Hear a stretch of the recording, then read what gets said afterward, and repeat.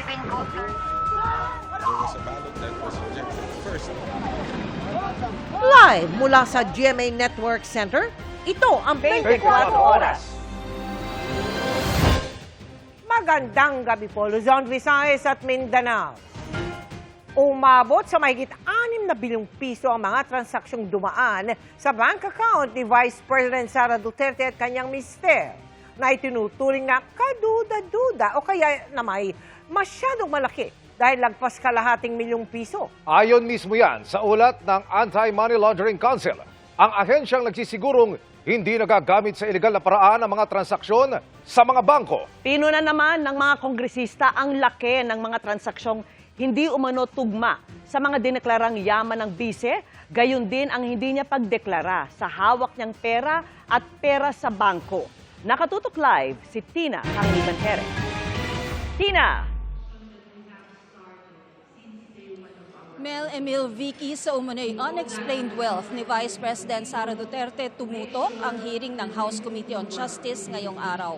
Pangunahing sinuri ng komite ang mga SALE ng bise at ang mga transaksyon sa bangko na tinatawag na covered o yung may halagang 500,000 pesos, pati na suspicious transactions.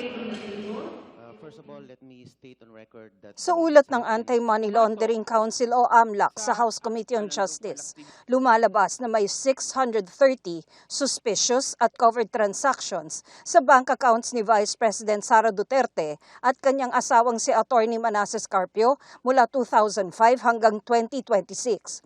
Umaabot ito ng kabuuang halaga na 6.77 billion pesos, mahigit 3.7 billion sa mga account ni Duterte at halos 3 billion naman sa account ni Carpio. Yes, there are suspicious transactions and covered transactions found in our system, database, or record. Covered transactions ang tawag sa mga transaksyong aabot ng mahigit 500,000 pesos. Suspicious transactions naman ang tawag sa anumang halaga ng transaksyon na may dahilan para pagdudahan, tulad halimbawa ng kawalan ng pagkakakilanlan ng kliyente, hindi tugma sa financial capacity ng kliyente ang transaksyon o pagkakaugnay sa iligal na aktibidad. Attorney, to be clear, did you only initiate these reports because of this impeachment? No, Madam Chair, we have, and EMLC has always been in constant monitoring of all the transactions, and while we have generated a latest one, all the data have been as far as back as early years. Hindi po kami namimili ng personality. Ang tinitignan po namin dito ay yung data at yung numbers. Ayon sa AMLAC, halos lahat ng nireport na transaksyon sa kanila ay milyong-milyong piso ang halaga. Pero puna ng isang miyembro ng House Committee on Justice, hindi nagtutugma sa SALE ni Duterte ang mga transaksyong dumaan sa kanyang bank accounts. Halimbawa, noong 2009, panahong Vice Mayor pa siya ng Davao. Nagdeklara noon ng mahigit 18 million pesos na net worth si Duterte. Pero ang flag transactions na dumaan sa kanyang bank accounts umabot ng halos 705 million pesos. Base pa sa AMLAC report, sa mga flag transaction naman na dumaan sa account ni Atty. Manasseh Carpio, pinakamalaking halaga ang naitala noong 2024 na umabot sa mahigit 1.8 billion pesos.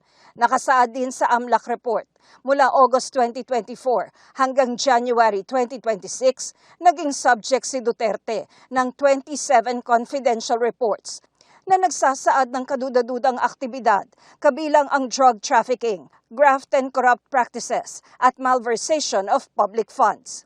Kaugnay yan sa mga lumabas sa House Quad Committee hearings at sa impeachment complaints na inihain laban sa bise. Bukod sa di raw pagkakatugma ng net worth ng Vice-Presidente sa mga transaksyong dumaan sa kanyang bank accounts, may isa pang napuna ang ilang miyembro ng House Justice Committee sa mga SALE ni Duterte.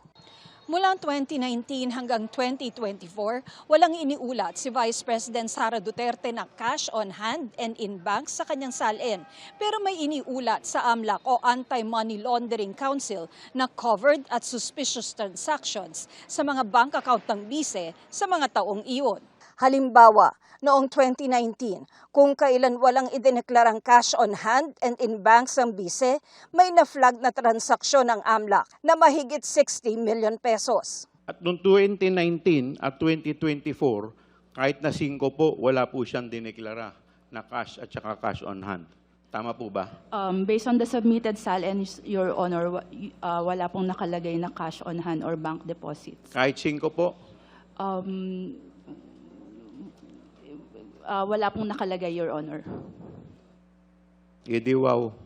Ang biglaan at tuloy-tuloy na pagkawala ng deklarasyon ng liquid assets, because cash on hand and cash in bank are liquid assets. Sa kabila ng dati, meron naman na mga halaga ng mga cash on hand, cash in bank, ay nagdudulot ng pagdududa sa kawastuhan at kabuuan ng subsequent SALNs ni VP Sara. Ang ilan daw sa mga account na ito, aktibo pa.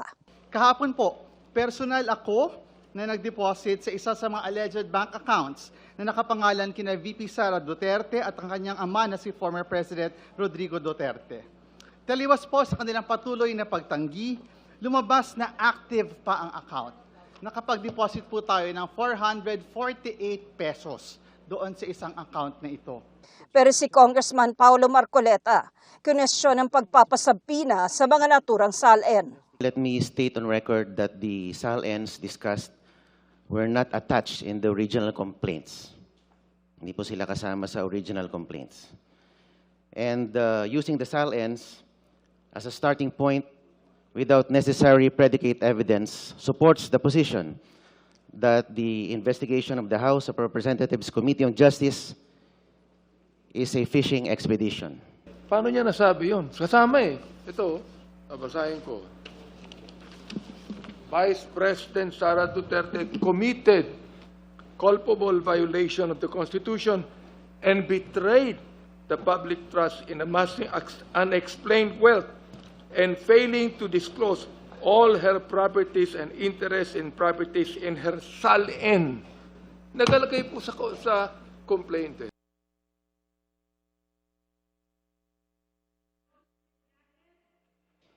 Pinuna rin ng isang miyembro ng House Committee on Justice kung hindi raw ba lumalabag sa bank secrecy law ang pagtalakay ng komite sa bank transactions ng bise at kanyang asawa. I'm concerned with where we are going right now. We will now be discussing from the statements of the AMLAC representative bank accounts.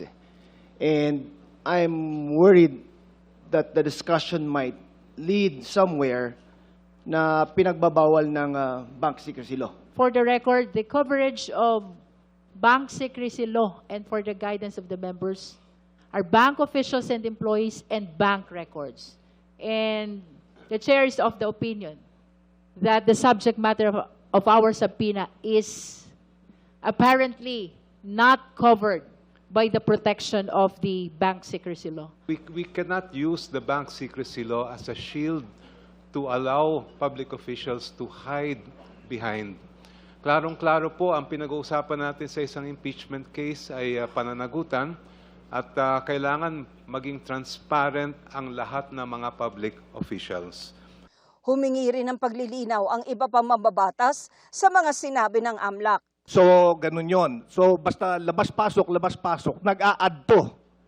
So, it doesn't mean na pagka sinabi natin may 3.9, billion, does it mean na merong 3.9 billion sa loob ng account?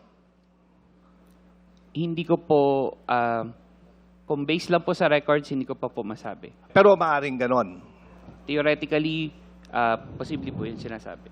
Pag suspicious yung transaction, ibig bang sabihin na ito ay illegal na or unlawful na? Para kasing ganon lumalabas. Pag ito'y tinag na suspicious, agad-agad itong piniprejudge na as if it's an illegal or unlawful transaction. I want to be clarified on that, Madam Chair. That is a manifestation which does not require any answer.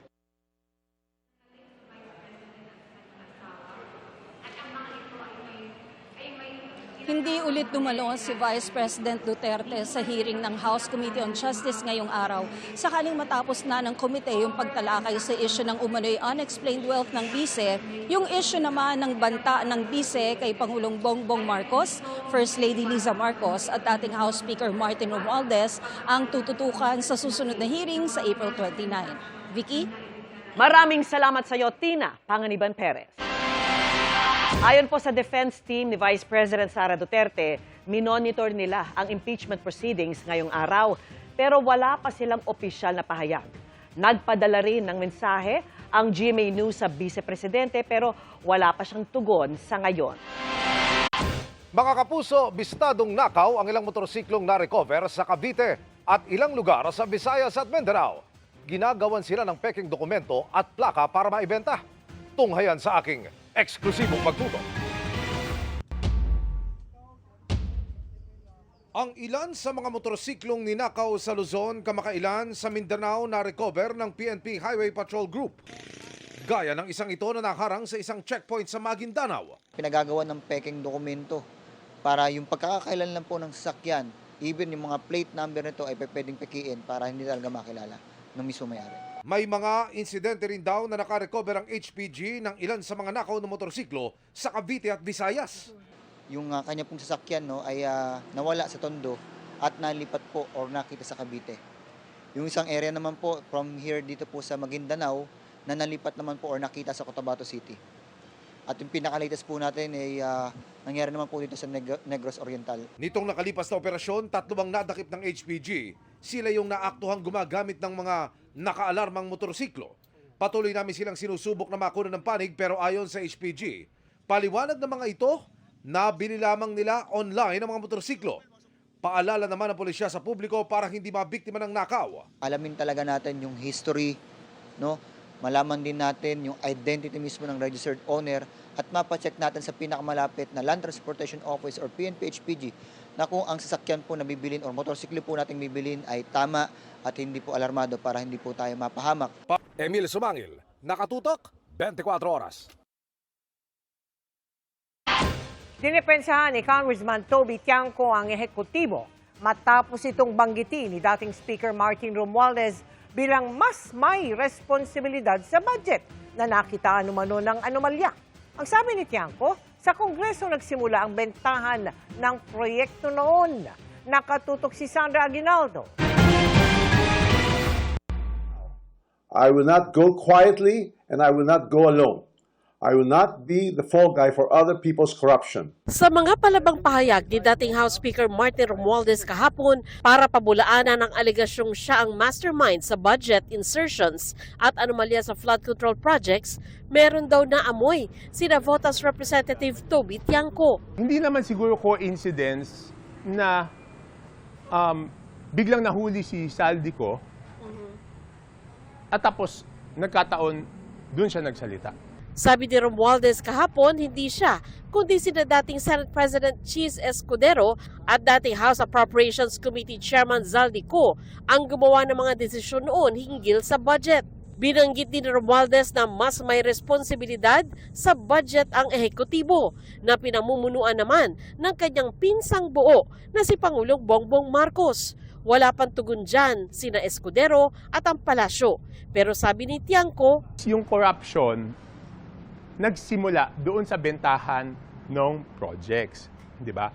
At ang nagbebenta ng proyekto noon is si Saldico. Hindi pa umaabot yung budget sa executive, binabayaran na sila basta't napasok nila yung item na yon. So doon nagsisimula yung corruption, hindi po doon sa executive. Makakapagbenta ba si Saldico ng proyekto nang hindi niya nalalaman? Di ba? Yun yung number one question eh. Ibig sabihin, sa laki-laki ng mga binenta ni Saldico mga proyekto, siya lang ang gumawa nun at hindi alam ni Speaker yon. May patama si Romualdez kay Tiangco na Vice Chairman aniya ng Appropriations Committee sa Kamara noon nakaraang Kongreso. So I have to ask, if there were real concerns about irregularities in the budget process, why were these not formally raised during the deliberations or even during the plenary? Sagot ni Tiangco, pinagbawalan umanong magtanong ang mga miyembro ng majority noon. Pinuna naman daw niya ang pagbuo ng small committee sa ilalim ng liderato ni Romualdez. Ang small committee na kinabibilangan ni Ko ang sumasala sa individual amendments o mga nais baguhin ng mga mambabatas sa budget matapos itong pumasa sa second reading. Ang nakakapagtaka kasi doon sa small committee no may practice, walang minutes of meeting yan. Walang committee report. Di ba yun yung tinatanong ko this budget, di ba? Wala. So bilang speaker, bakit hindi niya sinigurado na may committee report yon at may minutes of the meeting? Kung tutuusin, ehekutibo lang ang binanggit ni Romualdez at hindi ang mismong Pangulo. Pero ayon kay dating Integrated Bar of the Philippines President, Attorney Domingo Cayosa, hindi ganap na makaiiwas ang Pangulo. Kasi nga, sa dokumento, pinirmahan niya. Ang presumption, dahil presidente siya, at ang dami ng mga sekretary, mga abogado, dapat bago niya pinirmahan, sinuri niya. Sabi naman ni Senate Blue Ribbon Committee Chairman Panfilo Lacson, hindi bababa sa 2 pagkakataon na ang ibinigay nila kay Romualdez para under oath niyang maitangging mastermind siya sa malaking pagbabago sa 2025 national budget. Hindi raw niya ito ginawa noon. Sinusubukan naming kunin ang panig ni Romualdez. Sandra Aguinaldo, Nakatutok, 24 Oras. Sinaktan, pinagnakawan at pinagsamantalahan pa umano. Yan daw ang kalunos-lunos na sinapit ng isang babae sa kamay ng dati niyang nakarelasyon. Nakatutok si John Consulta, exclusive. Di na nakapalag ang lalaking ito na target ng operasyon ng Cybercrime Division sa Baclaran sa Parañaque.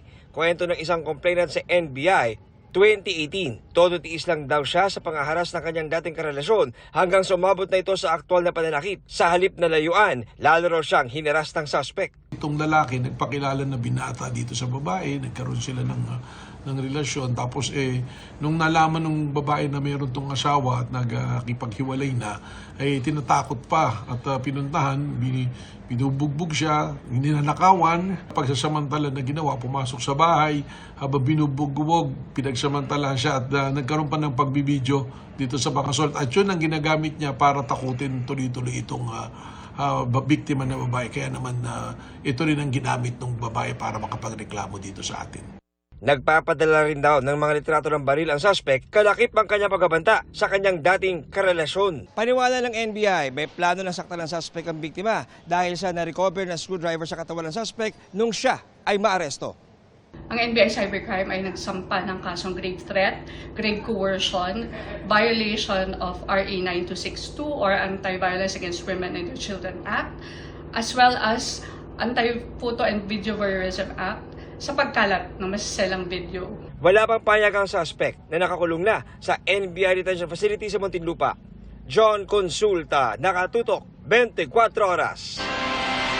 May insidente na naman ng umano'y hazing sa PNP Academy. 2 freshman cadet ang biktima diyan na pinalo ng yantok at pinahirapan umano ng kanilang mga upperclassmen dahil lamang mabagal daw silang kumilos. Nakatutok si June Veneracion. Mga pasa sa paa ang inabot ng 2 freshman cadet sa panibagong insidente ng umano'y hazing sa Philippine National Police Academy o PNPA. 2 upperclassmen na sophomore ang itinuturong sangkot sa pananakit. Nadiskubre ang panibagong insidente ng hazing dito sa Philippine National Police Academy na magsagawa ng body inspection noong April 19. Dito nakita ang 2 kadete na may mga pasa sa talampakan na resulta umano ng pamamalo ng yantok na kanilang mga upperclassmen. Nakakita sila doon sa 2 kadete na mayroong maliit na pasa sa paa. Parang coin size, 25 centavo coin size na pasa. Nakakulong na sa Silang Municipal Police Station ang 2 sophomore cadet na tumangging magbigay ng pahayag sa media. Pag may body contact, hazing yan. Hindi lang puro body contact, merong sleep deprivation, food deprivation, that is hazing. Maraming forms ang hazing. Hindi yan simpleng acts lang, but it's a crime. Kung tutuusin, mababaw lang umano ang dahilan sa nangyaring pananakit. Ang pagkakasabi nila, bakit sila pinahirapan, yun nga, yung mabagal kumilos. Ang bagong insidente, Nangyari halos 3 linggo pa lang mula nang mahazing ang 22 kadete ng PNPA na pinahira ng magkahalong muriatic acid at drain cleaner. Nasampahan na ng reklamong paglabag sa anti-hazing law ang 7 kadeteng sangkot sa hazing na yan na nangyari naman noong April 3. Pinirmahan na ngayong araw ang dismissal order ng 7. Sabit din sa criminal complaint ang isang major at isang senior master sergeant na mga tactical officer at tactical police stand commission officer noong araw na mangyari ang hazing. They were absent. Absent in the sense na wala sila na dapat directly nandun sila kung nasaan yung mga kadete, nagsusupervise sila because they are supposed to be there.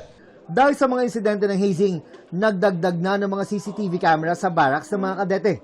Gagamit na rin ng body-worn camera ang mga tactical officer para sa real-time monitoring. At bawal na rin ang mga kemikal na ginagamit sa paglilinis ng mga banyo. June Veneracion, Nakatutok, 24 Oras. Happy midweek, chikahan mga kapuso! Lethal Face Card at Femme Fatale ang hatid ng mga leading lady ng upcoming medical drama series na Code Grey. Pero iba sa kanilang previous roles, first time daw ni na Andrea Torres at Faith Da Silva na gumanap as medical practitioners.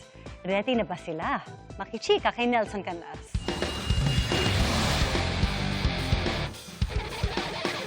Ready na ang leading ladies ng upcoming medical drama series na Code Grey to take on a new challenge sa kanilang pagganap. First time magsisiganap bilang mga medical practitioners sina Andrea Torres at Faith Da Silva. Kaya't magkahalo ang kaba at excitement na kanilang nararamdaman. Siyempre may pressure kasi meron akong kapatid na doktor, so gusto mo siya ma-represent well, di ba? So definitely magtatanong-tanong ako, mag-research ako, and gusto ko rin matuto kung ano man yung mga cases na magkakaroon kami dito. Tila reunion project naman ito para sa ilan sa kanila. Tulad ni Andrea na excited dahil mga kaibigan daw niya ang kanyang makakatrabaho sa proyekto. Actually, ito yung parang reunion namin ni Alden and ni Christian na pareho ko naging leading men before. Meron ding mga new faces na ngayon ko lang makakatrabaho sa soap. Bukod sa series, very visible ngayon si Andrea sa kanyang socials mula sa fit checks hanggang sa pagkasa sa dance at iba pang trends sa TikTok. Pinupusuan ang kanyang pagiging blooming at kwela. Sepanks is real naman para kay Faith dahil ongoing pa rin ang kanyang telepantasya na Encantadia Chronicles Sangre. Parang nahihirapan daw siyang umalis sa karakter niya ngayon bilang tagapangalaga ng brilyante. Siyempre, somehow yung utak ko nakiflamara pa rin, nasa digmaan pa rin, pero ito kakaibang laban to, laban ng utak. Parang regalo sa kanya ang pagdating ng Code Grey dahil panibagong hamon na naman daw ito sa kanya bilang artista. Marami raw muna siyang gagawing changes ngayon sa sarili para maghanda sa susunod niyang karakter na gagampanan. Super. Kasi syempre, hindi din naman biro na 3 taon namin ginawa yung Encantadia Chronicles Sangre. Ang hirap din kasi kailangan kong baliin yung routine ko. Pero somehow, alam mo yun, sabi ko, focus muna sa sarili ko. Workout, hang out with family, tsaka kasi I'm celebrating my birthday. Nelson Canlas, updated sa Showbiz Happenings. Pinalawig ni US President Donald Trump ang ceasefire sa pagitan ng Amerika at Iran na isa sa mga nakatulong sa pagbaba ng presyo ng petrolyo kamakailan. Pero may hakbang ang Amerika na inaalmahan ng Iran. Nakatutok si JP Soriano. Ilang oras bago matapos ang 2 linggong tigil putukan ng Amerika at Iran, inanunsyo ni US President Donald Trump na palalawigin pa ito. Sabi niya rin sa isang online post, tuloy ang blockade o pagharang ng Amerika sa Strait of Hormuz. Tuloy ang ceasefire hanggang magpasa ng proposal ang Iran at matapos ang mga diskusyon. Kasunod yan ang hiling ng Pakistan na itigil muna ang mga pag-atake hanggang walang napagkakasunduan ang mga lider at kinatawan ng Iran. Pakistan ang host ng peace talks ng Iran at Amerika. Kabilang sa naging issue para sa Iran ang pagharang ng Amerika sa mga dumadaan sa Hormuz na ayon sa Iran ay isang act of war at paglabag sa ceasefire. Pero mas malaking paglabag-an niya ang pagpuntirya sa mga commercial vessel at pag-hostage sa mga tripulante nito. Kamakailan kinubkob ng Amerika ang isang Iranian cargo ship na nagtangka umanong lumusot sa naval blockade ng Amerika. Nagbanta ang Iran, nagaganti sila rito. Dahil sa mga pagharang at pambobomba ng Amerika, tinawag ng advisor ng Iranian Parliament Speaker na walang saysay ang extension ng ceasefire. Dapat anya itong tugunan ng military response. Binibigyan lang umano ng ceasefire ang Amerika ng oras para sa isang surprise attack. Wala pang tugon ang Amerika diyan.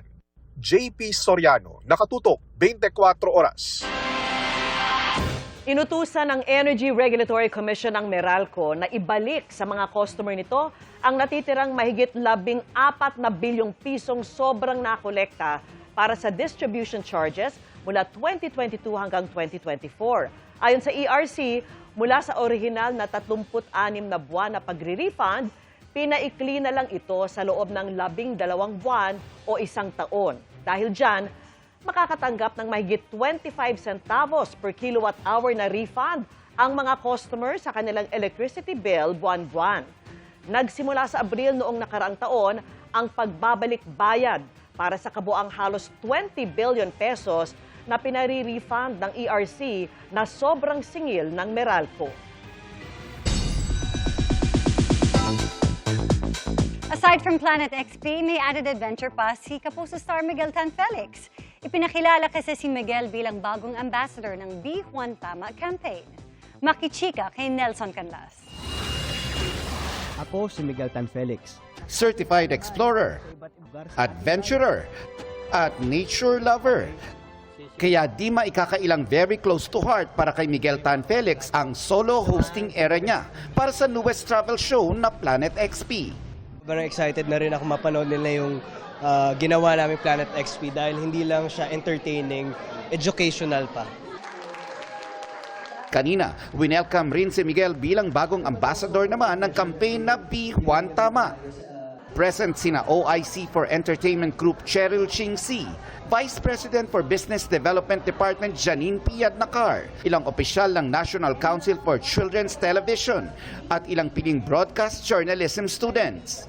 Kasama rin ni Miguel sa panel si Dr. Luis Catmaytan ng NCCT, kung saan nagbahagi sila ng ilang kaalaman tungkol sa mga fake news, nation building at marami pang iba. Masaya, kakaibang experience siya. Ang sarap lang na makakita ng mga estudyanteng willing matuto. Very passionate din na mang-inspire ng bata. Natutuwa ako na may ganitong platform na nakakapag-produce din tayo ng mga child-friendly shows. Proud boyfriend naman si Miguel dahil marami ang nakapansin sa pagganap ni Isabel Ortega sa Encantadia Chronicles Sangre. Batid daw ni Miguel na pinaghandaan ni Isabel ang role niya sa Kapuso Telefantasia. Proud ako kay Isabel dahil may mga times na pinapapanood niya sa akin yung episodes and nag-enjoy naman ako, natutuwa ako. Napapansin siya ng mga Encantadix kasi pinaghirapan niya talaga yung role eh. Nelson Canlas, updated sa Showbiz Happenings. Tinanggal sa pwesto ang station commander sa Barangay Labangal, General Santos City, Patipo. Ang 3 pulis na sangkot sa engkwentro kung saan namatay ang isang batang babae. Matatandaan noong Sabado, nakaengkwentro ng 3 responding pulis ang isang lalaking isinumbong na nagpapaputok umano ng baril. Itinuloy ng mga pulis ang pagpapaputok sa kabila ng pakiusap ng mga residente na may bata sa loob ng bahay. Nasawi rin sa barilan ng suspect sa investigasyon. Lumabas na ang balang nakapatay sa batang babae galing sa baril ng suspect. Gayunpaman, iimbestigahan pa rin ng mga pulis kung tama ba na barilin ng suspect kahit nasa lugar na may mga sibilyan. Banta umano sa seguridad ng bansa ang korupsyon sa mga infrastruktura, lalo na sa tuwing may kalamidad. Isa yan sa mga ipinunto ni Vice President Sara Duterte sa kanyang mensahe ngayong Earth Day. Nakatutok si Marisol Abdurrahman. Sa paggunita ng Earth Day, ito ang mensahe ni Vice President Sara Duterte. Ang korupsyon ng ating climate infrastructure ay isang tuwirang banta sa ating national security. Sabi ng bise, kapag ang bilyong-bilyong pisong inilaan para sa flood control ay ninanakaw o sinasayang, hindi lang daw ang kalikasan ang apektado, kundi ipinagkanulo rin ang mamamayan. Ramdam daw ito sa mga epekto ng mga bagyong ating naranasan. Ito ang nangyayari kapag kinalimutan natin igalang ang mundong ating kinagisnan. Ang singil ng kapabayaan natin ay pasan ng mga mamamayang Pilipino. Binigyan din ng bise ang kahalagahan ng pagtatanim ng puno na isa raw sa mga mahalagang programa ng Office of the Vice President. Nagtanim tayo ng 1 milyong puno upang patibayin ang ating mga bundok at buhayin ang ating mga watershed. Ito ay isang nature-based solution upang maibsan ang baha. Hindi ito proyekto lamang, ito ay usapin ng survival. Marisol Abduraman, Nakatuto, 24 Oras. Posibleng ibasura na ang ethics complaint laban kay Senador Bato de la Rosa kung kusa na niyang tatanggihan ang pagtanggap ng kanyang sweldo. Ayon kay Senate Ethics Committee Chairman Senador J.V. Ejercito, kung ganyan ay mawawala na ang basehan ng reklamo na tumatanggap si de la Rosa ng sahod kahit matagal nang absent. Pero bukod sa sahod, hiniling din ng mga nagsampa ng ethics complaint nitong Pebrero na suspendihin ang operasyon ng opisina ni De La Rosa. Nobyembre ng nakaraang taon pa kasi siya hindi pumapasok mula nang umugong ang balitang may warrant of arrest laban sa kanya ang International Criminal Court. Hanggang ngayon ay wala pang kumpirmasyong may ganyang warrant na, pero depende pa rin anya yan sa desisyon ng buong Ethics Committee. Kung talagang hindi niya natatanggapin niya sweldo niya, sahod niya, allowances, so wala nang basehan yung complaint. Depende nga po yan sa members ng committee kung ano po yung kanilang magiging desisyon. Dahil wala nga sa rules lahat yan, maraming pag-uusapan pa. Mga kapuso, walang bagyo pero 2 weather system ang patuloy na makakaapekto sa bansa. Kabilang pa rin ang ridge o yung extension ng high pressure area sa extreme northern Luzon at easterlies sa southern Luzon, Visayas at Mindanao. Kanina, 42 degrees Celsius o nasa danger level ang heat index o damang init sa Apari, Cagayan at Cotabato City. Asahan pa rin ang mainit at malinsangang panahon bukas na posibleng umabot sa 40 hanggang 41 degrees Celsius. Kabilang sa mga makararanas niya ng Cagayan, Ilocos Norte, Pangasinan, ilang probinsya sa Central Luzon, Palawan, Iloilo, Negros Occidental, Maguindanao at Surigao del Sur. Base sa datos ng Metro Weather, umaga bukas, may tsansa na ng ulan sa Sulu Archipelago at Zamboanga Peninsula. Posibleng maulit yan bandang tanghali at hapon. May tsansa na rin ng ulan sa Ilocos Region, ilang bahagi ng Negros Oriental, Bohol, Samar at Northern Mindanao. Maliit ang posibilidad ng ulan sa Metro Manila pero hindi inaalis ang tsansa ng localized thunderstorms, lalo sa hapon o gabi. Bistado ang pang-aabusong nagaganap umano sa isang KTV bar na tila ginawa na rin umanong hotel. May nagdodroga na, may kalaswaan pa. Mahigit 50 babae ang nasagip. At nakatutok si John Consulta, exclusive.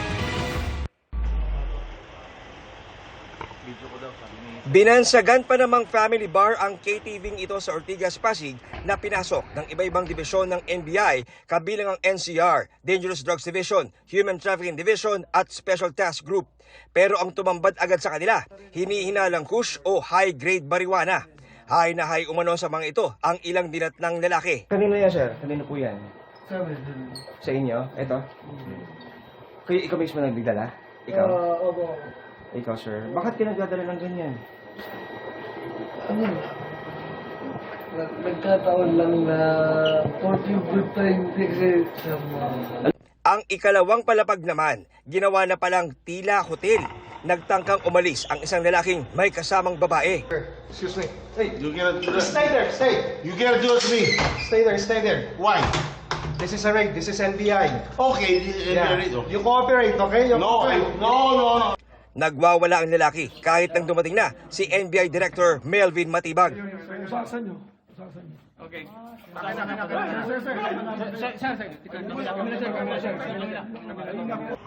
Ayon sa NBI, halos 1 buwan nilang ikinasa ang surveillance sa lugar na may tinatago palang lihim. Maraming mga kwarto, no? So yung baba parang siya ordinaryong KTV na may mga pribadong kwarto pero may daanan sa likod. Papakyat na parang hotel ito. may mga kama at dito sinasagawa yung pang-abuso sa mga kababaihan. Isa sa mga kapansin-pansin na nakita dito sa mga gamit ng umano'y bugaw na iniresto ng NBI ay itong pregnancy test na pinapagamit daw sa mga kababaihan na nasa kanyang pangangalaga. Bakit may pregnancy test po kayo? Ano po yan, sir? Every month po, may ano po siya. May Pregnancy test po sila. Bakit po kayo pumapasok sa ganyang klase ng trabaho? Ginawa po ng hirap ng buhay po.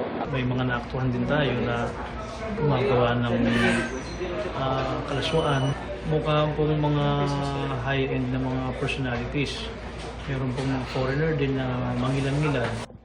54 na babae mula Maynila, Quezon City, Marikina at Taguig ang nasagip. Arestado ang manager at iba pang inabutang tauhan sa KTV. Sasampahan ng patong-patong na reklamo ang mga nakarehistrong may-ari. Kabilang rito ang paglabag sa Anti-Human Trafficking Act. John Consulta, Nakatutok, 24 oras. Biyaheng Czech Republic si Justice Secretary Frederick Vida para asikasuhin ang pagpapauwi kay dating Congressman Zaldi Co. Ayon kay Vida, makikipag-usap sila sa mga otoridad doon para agad sanang mapabalik sa Pilipinas si Co. Makakasama niya patungong Czech Republic si Chief State Counsel Dennis Chan. Wala pang maibigay na detalye si Vida kung sino ang makakausap nila roon. Hindi rin tiyak kung papayagan silang makita o mabisita si Co sa detention cell sa Czech Republic. I don't have the details yet, pero tomorrow I'll be flying. Sino i-meet nyo? Wala pa. Wala pa. Where the details will come along. Mahigit 180 milyong piso ang tinanggap umano ng pamilya Duterte mula po sa isang umano'y drug lord. Ayon po yan sa isiniwalat ni dating Senador Antonio Trillanes sa House Justice Committee. Ikinumpara naman ng Anti-Money Laundering Council ang mga transaksyong binanggit ni Trillanes sa record nila. Ang resulta sa live na pagtutok ni Ian Cruz. Ian. Yes, Emil, kinumpirma nga ng Anti-Money Laundering Council na 18 malalaking bank transactions ng mga miyembro ng pamilya Duterte ang sinabi rin at inulat din ng mga bangko sa kanila. Sa pagharap ni dating Senador Antonio Trillanes IV sa House Justice Committee, kaugnay sa impeachment hearings laban kay Vice President Sara Duterte.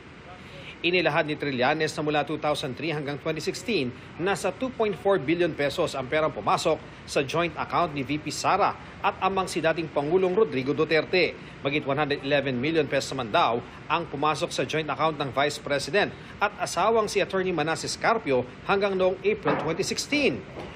May total na 181 million pesos naman daw ang magkakahiwalay na bank account ng bise, mga kapatid na sina Paulo at Sebastian at ng tatay niya at partner nitong si Hanilet Avancenia at anak nilang si Kitty. Mula raw ito sa kilalang drug lord na si Samuel o Sammy Uy. Lumalabas na lahat ng ito ang mga sumusunod. Una, si Sara Duterte ay kasangkot sa korupsyon noong unang pumasok pa lang siya sa gobyerno. Pangalawa, si Sara Duterte ay may mga tagong yaman na nakuha niya sa mga iligal na paraan. Pangatlo, si Sara Duterte ay hindi nagdedeklara ng kanyang tunay na yaman sa kanyang salin. Pang-apat, sina Sara Duterte at ang mga malalapit na miyembro ng kanyang pamilya ay tumanggap ng daang-daang milyon na pera mula kay Sammy Uy na isang kilalang drug lord.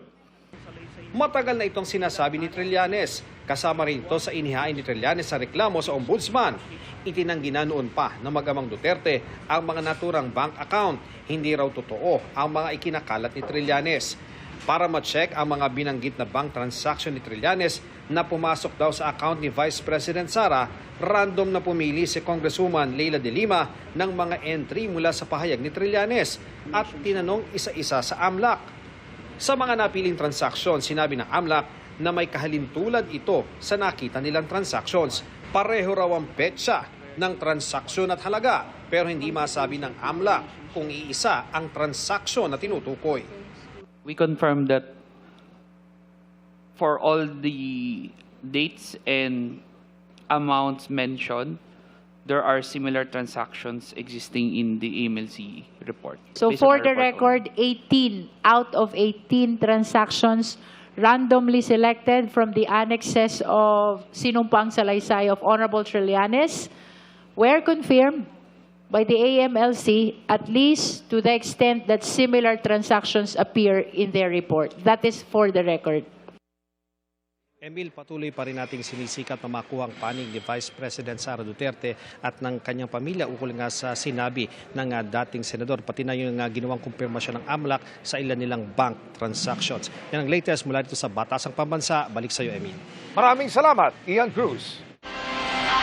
Kabilang naman ang reklamong impeachment laban kay Vice President Sara Duterte sa ipinurotesta ng mga Duterte supporters sa Korte Suprema.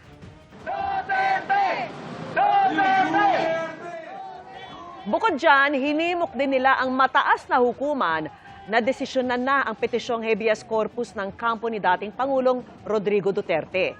Yan yung pisikal na pagharap kay Duterte sa lokal na korte sa pamamagitan ng pagpapauwi sa kanya mula the Netherlands. Paniwala nila, buhay ang sistemang legal sa bansa, kaya dito siya dapat litisin imbes na sa International Criminal Court. Mananatili sa The Hague, Netherlands, si dating Pangulong Rodrigo Duterte sa ngayon. Ibinasura kasi ng ICC Appeals Chamber ang apela ng kanyang kampo na kumwestiyon sa jurisdiksyon ng ICC sa kanyang kaso. Nakatutok si JP Soriano. Ang desisyon ng Appeals Chamber ng International Criminal Court o ICC sa apela ng kampo ni dating Pangulong Duterte na kumukwestiyon sa jurisdiction ng ICC sa kaso niya. The Appeal Chamber by majority, as a conclusion, has rejected all 4 grounds of appeal. Kinatigan ng Appeals Chamber ang naunang desisyon ng Pre-Trial Chamber 1 na may jurisdiksyon ng korte sa kasong Crimes Against Humanity of Murder and Attempted Murder laban kay Duterte. Sinabi dati ng Pre-Trial Chamber 1 na sakop pa rin ng ICC ang mga amunoy krimen na nangyari bago ang March 16, 2019. Panahong kasapi pa ang Pilipinas sa Rome Statute. Kaya sabi ng Appeals Chamber, naging moot o wala ng saysay ang paghingi ng depensa ng agarang paglaya ni Duterte. Having rejected the entire appeal, the Appeals Chamber considers that the defense request for the immediate and unconditional release of Mr. Duterte is moot. Dagdag pa ng Appeals Chamber, kailangang respetuhin ang karapatan ng isang estado na mag-withdraw sa Rome Statute. Pero hindi rin daw naaayon sa intensyon ng Rome Statute na mahayaan ng isang estado na matakasan ang responsibilidad nito sa pamamagitan ng pag-withdraw sa oras na malamang iniimbestigahan na ito ng ICC. The Appeals Chamber observes that the provisions referred to must also be interpreted in line with the object and purpose of the statute, which is to put an end to impunity for the perpetrators of the most serious crimes of concern to the international community as a whole.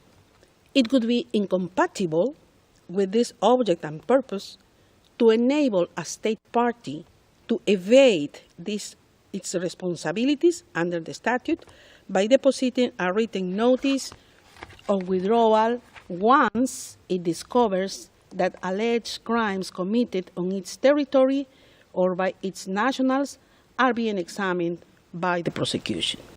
Wala sa pagdinig ang dating Pangulo matapos siyang mag-waive ng kanyang pagdalo. Bago ang pagdinig, nakausap ng media ang anak ni Duterte na si Kitty na bumisita sa ama sa detention facility sa The Hague, the Netherlands. Mensahe daw ng ama sa mga nangangamusta sa kanya. They ask how I'm doing, tell them Invictus. Ang salitang Invictus, isang salitang Latin na ang ibig sabihin ay di matitinag o hindi magpapatalo. Ang pag-reject ng Appeals Chamber sa appeal ni Duterte wala nang balakid sa hinihintay na desisyon ng Pre-Trial Chamber 1 kung itutuloy sa paglilitis ang mga akusasyon laban kay Duterte. Meron hanggang April 28 para magpasya tungkol sa confirmation of charges laban sa dating Pangulo. There is the confirmation decision and that has to be delivered by the 28th of this month. Okay. If the confirmation decision goes against the defense, then we're in for a trial. And that trial will probably start maybe at the beginning of 2027. The hearing is adjourned. JP Soriano, nakatutok 24 oras. From one family feud host to another, inaabangan na sa pinakamasayang family game show sa buong mundo ang kauna-unahang pag-uusap ni Dingdong Dantes at Steve Harvey. Makichika kay Nelson Canlas.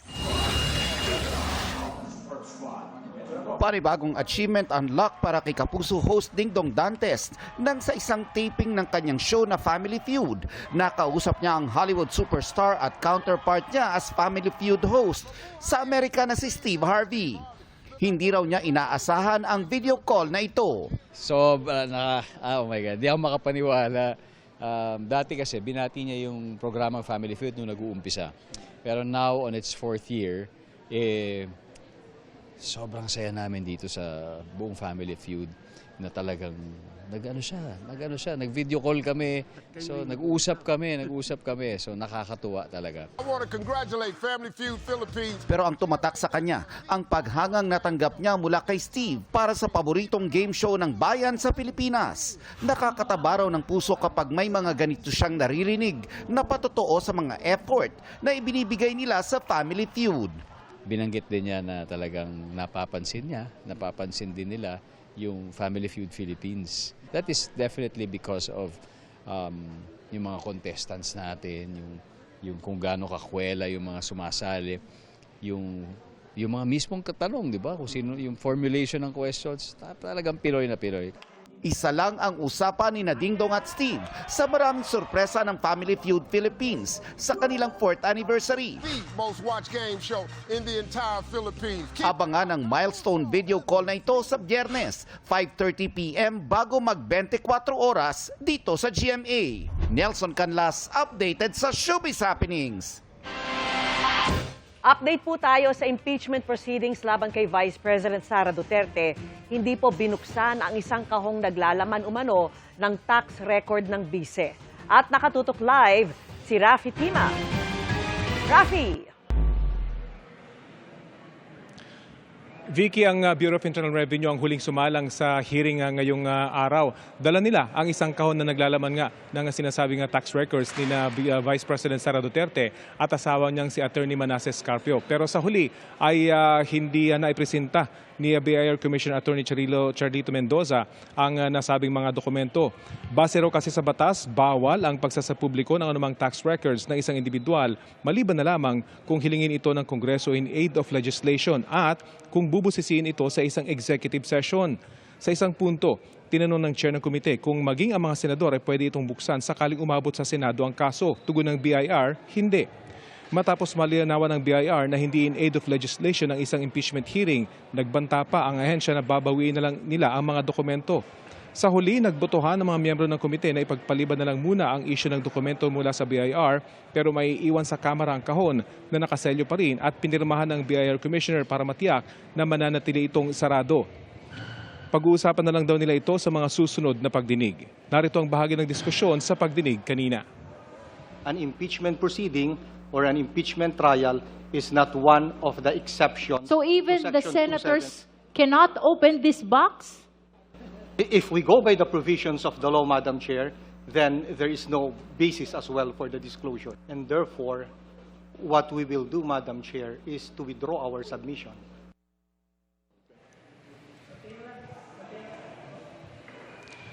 Bago ang BIR, sumalang ang Securities and Exchange Commission kung saan binusisi ang mga kumpanyang idineklara ni Vice President Sara Duterte sa ilan sa kanyang SALN. Sa 10 kumpanya na nakadeklara sa SEC, kapuna-puna umano na marami sa mga ito, lugi ang isinumiting financial records.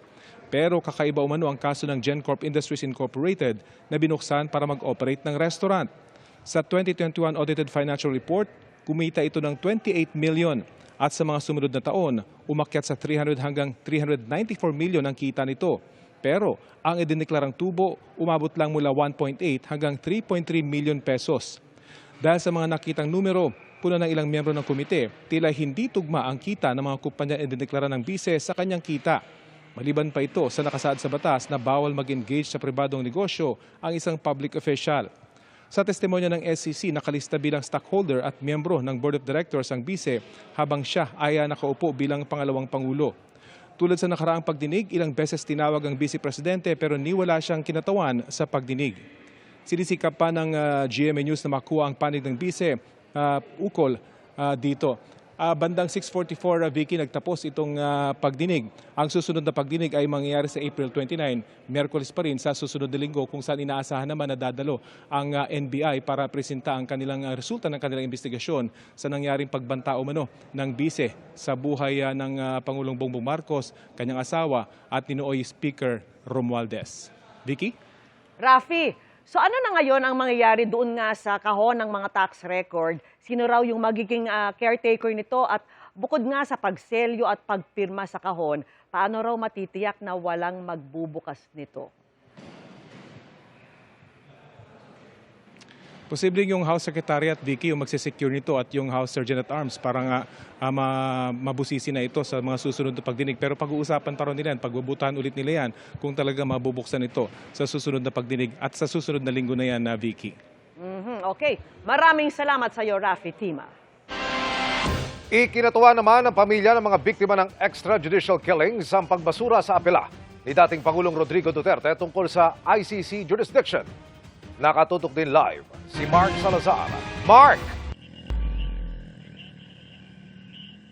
Emil, mahalagang panalo itong nakuha ng pamilya ng mga EJK victims para sa pag-usad ng kanilang kaso laban kay dating Pangulong Rodrigo Duterte.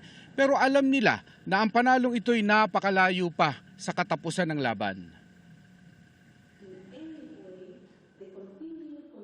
Kalahating oras na makapigil hininga para sa mga pamilya ng EJK victim ang pagbasa ng desisyon ng ICC Appeals Chamber.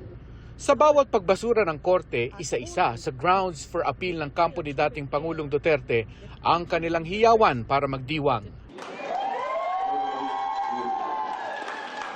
Hanggang sa dulo at parting sinabi na ng korte na moot o hindi didesisyonan ang apilang makalaya si Duterte.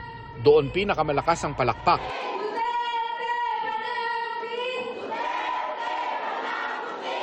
Kasama ng mga pamilya ng EJK victims ang mga abogadong tumutulong sa kaso at sila ring nagpaliwanag ng kahulugan ng desisyon at ang susunod na kabanata. Ngayon alam na natin, pwede na tayong magsaya at mag-celebrate. Ang susunod na challenge sa atin, pagpapatala, pagpapa-admit ng mga biktima para marinig sa trial. May ilan po na mga natanggap na, 539 victims. Pero ang dinig ko libo-libo daw ang biktima. Malinaw daw sa kanila na pwedeng hindi nila makuha ang hustisya kung alin sa dalawa. Kamatayan nila ang kaso o kamatayan ng hinahabol nila ang kasong pwedeng umabot daw ng 10 taon.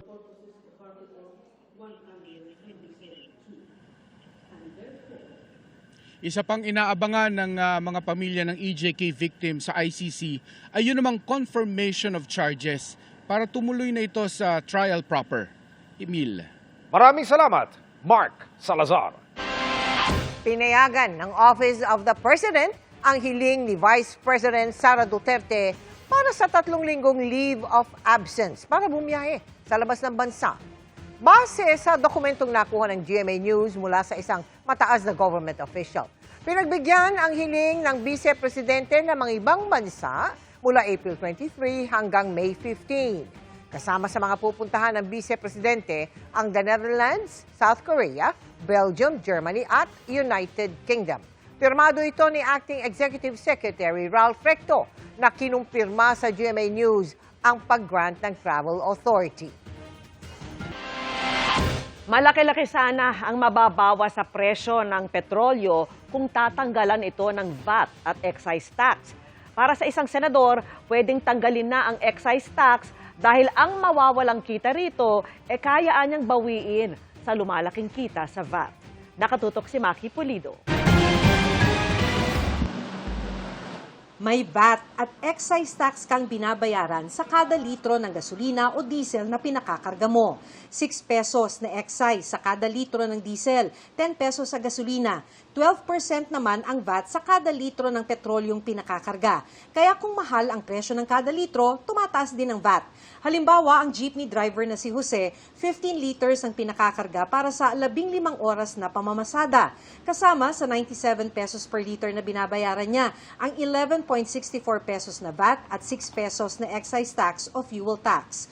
Kung walang VAT at excise tax, 79.36 pesos per liter lang sana ang gastos niya sa kada litro. Sa 15 liters na konsumo niya buong araw, nakamenos sana siya ng 264.60 pesos sa gasto sa petrolyo. Sobra pa sana yung pang-almusal bago mamasada. Tanghali na lang saka hapon. Wala na almusal. Wala na almusal. Bakit? Yun nga, kulang nga eh. Kaysa mangutang ka. Kaya mga transport group tulad ng Piston, hinihinging tanggalin ang VAT at excise tax. Hindi lamang ang chopper yung makikinabang na kundi yung mamamayan. Dahil makakabawas ito doon sa pagbaba ng mga bilihit bayarin.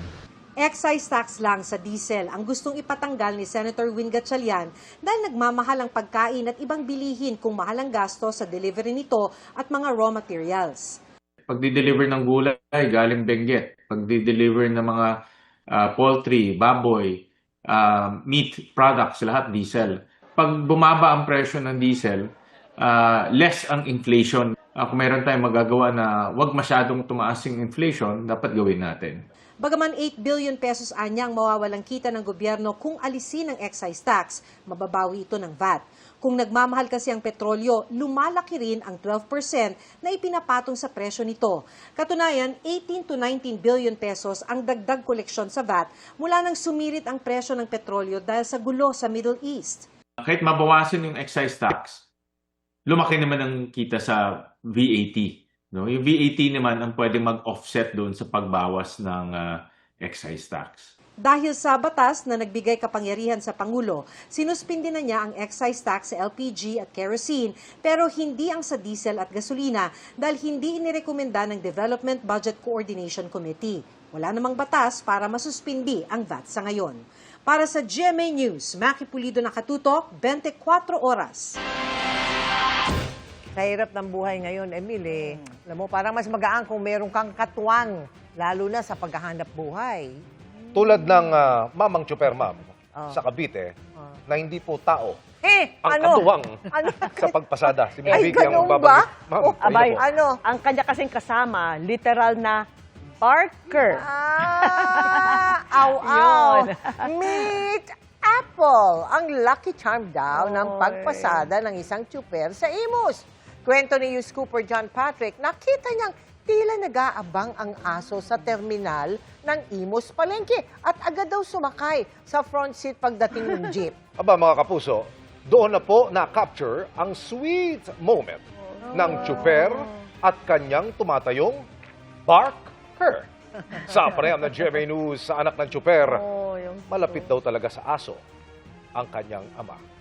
Aso raw sa terminal si Apple kung saan dating pumaparada ang kanyang tatay. At dahil nga sa cute na aso, ang ilang pasahero tila, abay, ayaw nang pumara. Ay, lugi.